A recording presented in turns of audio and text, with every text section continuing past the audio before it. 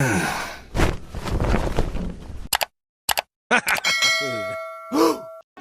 হ্যাঁ, যা, কত ফ্রিজ কিনিস আমিও দেখব। হ্যাঁ হ্যাঁ দেখাবো, তখন কে দেখে আর জলে আমিও দেখব।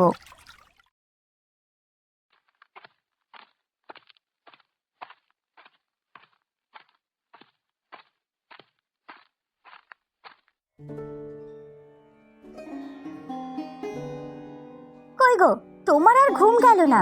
সারাক্ষণ শুধু ঘুম আর ঘুম। কি হলো বলো তো গিন্নি, এত চেঁচামেচি করছো কেন? চেঁচামেচি কি সাধে করছি? নিশ্চয়ই কিছু কারণ আছে। কি হয়েছে সেটা তো বলো। আজ আমি যখন জল আনতে গিয়েছিলাম বিকেলে, সেখানে দিদির সাথে দেখা হয়। ওরা ফ্রিজ এনেছে বলে যা নয় তাই করে আমাকে কথা শোনালো। বলেছে নাকি তোরা ভিখারি, তোরা ফ্রিজ কিনতে পারবি না, আমাদের বাড়িতে এসে ফ্রিজ দেখে যাবি। ও এই ব্যাপার, তাতে কি হয়েছে? ওরা ফ্রিজ কিনেছে, ভালো কথা। ভালো কথা মানে? আমি অত শত জানি না। কালকেই তুমি দোকানে গিয়ে একটা ফ্রিজ কিনে নিয়ে আসবে। তুমি তো জানো আমাদের কেমন অবস্থা, আর বললেই কি আনা যায় নাকি? আমি অত শত কিছু জানি না।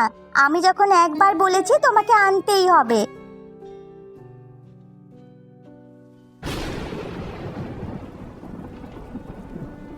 এই নাও তোমার খাবার, আর তাড়াতাড়ি খেয়ে শুয়ে পড়ো। আমার খাবার তো আনলে, আর তোমার খাবার কি হলো? তুমি খাবে না? হ্যাঁ, না, আমি খাবার খাবো না। কেন গিন্নি, কি হয়েছে কি আমাকে খুলে বলো। তুমি তো আমাকে দুপুরে এসে বললে যে আমার মেজ বোনেরা ফ্রিজ কিনতে গেছে। হ্যাঁ বলেছিলাম তো, তাতে কি হয়েছে?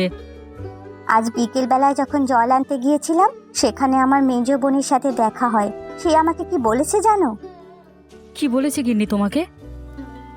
মালতী আমাকে বলেছে আমরা নাকি ভিখিরি, আমাদের ফ্রিজ কেনার মতো টাকা নেই, আমরা একটা জিনিস কেনার আগে 10 বার করে ভাবি।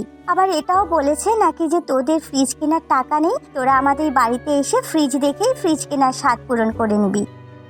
হ্যাঁ ঠিকই তো বলেছে তোমার বোন। আমরা গরিব মানুষ, আমরা কি আর ফ্রিজ কিনতে পারি?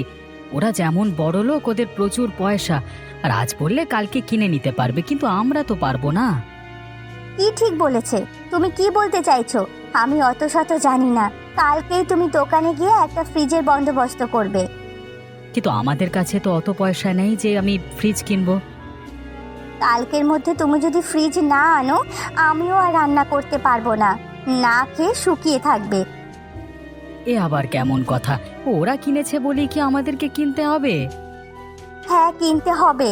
অনেক রাত হয়েছে, আমি এখন শুতে যাচ্ছি, আর তুমি চলে এসো।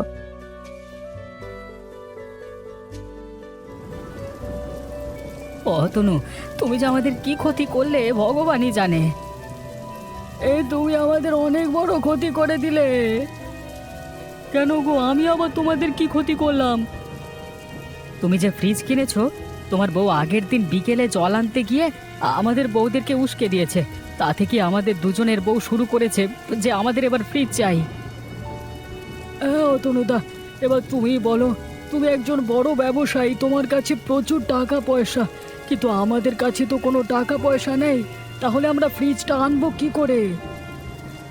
আমার গিন্নি তো আমাকে বলেই দিয়েছে, তুমি যদি আজকের মধ্যে ফ্রিজ না আনো, তাহলে আজ থেকে আমি রান্না করা বন্ধ করে দেব। দেখি এবার মহাজনের কাছে গিয়েই একটু হাত পাতি, যদি কিছু আমাদেরকে ধার দেয় তাহলে অল্প টাকা দিয়ে আমরা ফ্রিজটা কিনে নিয়ে আসবো। তাছাড়া তো আমাদের কাছে কোনো উপায় নেই। কি হয়েছে বলো তো? তিন জামাইকে এত চিন্তিত দেখাচ্ছে কেন? কিছু হয়েছে নাকি? তুমি বলো, কি হতে শুধু বাকি নেই। কি হয়েছে আমাকে খুলে বলো। যদি আমি তোমাদেরকে কিছু সাহায্য করতে পারি তাহলে করব। এই যে তোমার ভাগ্নিরা, একে অপরের উন্নতি কখনোই দু চোখে সহ্য করতে পারে না।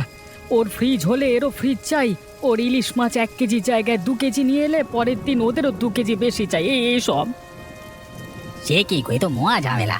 তবে আমি তোমাদের একটা সাহায্য করতে পারি। কি সাহায্য শুভেন্দুদা?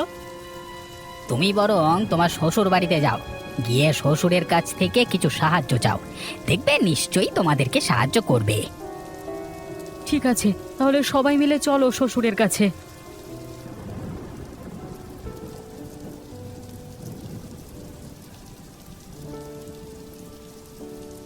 শ্বশুরমশাই, শ্বশুরমশাই কোথায় গেলেন? আপনার সাথে একটু কথা ছিল।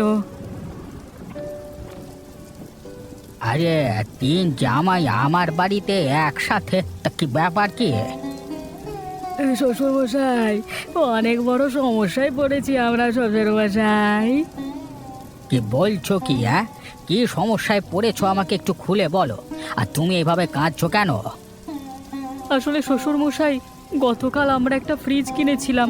এটা আমার গিন্নি না, ওদের দুজনের গিন্নিকে গিয়ে উস্কে দিয়েছে। তারপর থেকে ওদের দুজনকে বলেছে নাকি আমাদেরও ফ্রিজ চাই, না হলে আমি রান্না বান্না করব না। এবার আপনি বলুন, আমাদের মতো এই গরিব ঘরের ছেলেরা কিভাবে ফ্রিজ আনবে বাড়িতে? এবার সব বুঝতে পারছি। আমার মেয়েরা ছোটবেলা থেকেই একে অপরের কিছু জিনিসই সহ্য করতে পারে না। এখন বিয়ে হয়ে গেছে, তাই একে অপরের উন্নতি সহ্য করতে পারছে না। এবার শ্বশুরমশাই, আপনি একটা উপায় খুঁজে দিন না। তোমরা এক কাজ করো, তোমরা বাড়িতে যাও এবং একে অপরের বউকে বলো যে অমুকের বউ এত টাকা জমিয়েছে, ওর বউ এত টাকা জমিয়েছে। তাহলে দেখবে ওরা টাকা পয়সা জমানো নিয়ে নিজেদের মধ্যে একটা এই যুদ্ধ শুরু করে দেবে।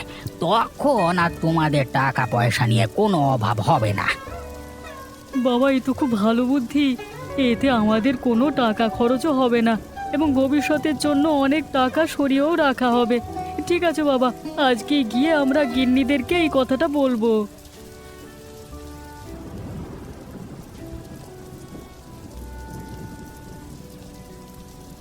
গিন্নি, আরে ও গিন্নি, কোথায় গেলে গো? আরে একটা খবর শুনে এলাম বাইরে থেকে, যা শুনলে তুমি একেবারে অবাক হয়ে যাবে। কি হয়েছে গো? তুমি এমন করে হাঁপাচ্ছ কেন? আর কি বলবে বলছিলে বলো। আমি যে শুভেন্দু কাকার দোকানে আড্ডা দিতে যাই, সেখানে অতনু আর শুভজিৎ আড্ডা দিতে এসেছিল। হ্যাঁ, তুমি তো শুভেন্দুদার দোকানে আড্ডা দিতে যাও, সে তো আমি জানি, কিন্তু তাতে কি হয়েছে? সেখানে শুনলাম নাকি অতনুর গিন্নি নাকি তার নিজের কাছে 50 টাকা জমিয়ে রেখেছে, আর শুভজিতের গিন্নি নাকি 100 টাকা জমিয়ে রেখেছে। কি বলছো গো? ওরা নিজেদের কাছে অত টাকা করে জমিয়ে রেখেছে? তাহলে তো আমাকেও ওদের থেকে বেশি করে টাকা জমিয়ে রাখতে হবে দেখছি। ওদেরকে কোনো মতেই টপকাতে দেওয়া যাবে না। তাহলে গিন্নি বলছি, তুমি আর ফ্রিজ কিনবে নাকি ওই টাকা তুমি জমাবে? না গো, তোমাকে আর ফ্রিজ কিনতে হবে না। তুমি বরং আমাকে কিছু কিছু করে টাকা দেবে, সেগুলো আমি জমিয়ে রাখবো। ওদের থেকে আমি বেশি টাকা জমাবো। যাক বাবা, গিন্নির মাথা থেকে ফ্রিজ কিনবার ভূতটা তো নামলো। আর ফ্রিজ কিনবার জন্য টাকাও খরচা করতে হবে না, সমস্ত টাকা আমাদের কাছেই থাকবে। শ্বশুরমশাইয়ের কি বুদ্ধি মাইরি! কিছু বলছো নাকি তুমি? না না গিন্নি, কি আর বলবো, বড্ড খিদে পেয়েছে। তুমি বরং এবার খেতে দাও। ঘরে একটুও জল নেই, তোমাকে খেতে দিয়ে আমি জল আনতে যাব। সে ঠিক আছে, তুমি আপাতত খেতে দাও। হ্যাঁ ঠিক আছে, তুমি বসো, আমি তোমার জন্য খাবার আনছি। কিরে রূপসা, কেমন আছিস? কেমন আবার থাকবো, ভালোই আছি। তোরা কেমন আছিস? আমরা ভালো আছি। তা শুনলাম নাকি তুই অনেক টাকা জমিয়ে রেখেছিস নিজের কাছে? হ্যাঁ, জমিয়ে রেখেছি তো। নিজের কাছে 100 টাকা জমিয়ে রেখেছি। তুই নাকি তোর নিজের কাছে 100 টাকা জমিয়ে রেখেছিস? হ্যাঁ, রেখেছি তো। তোর বরের মতো তো আমার বর তো ভিখারি নয়। আমার বরের রোজের কাজ থেকে ফিরে এসে আমাকে 10 টাকা করে দেয়, আর আমি তা জমিয়ে 100 টাকা করে নিয়েছি।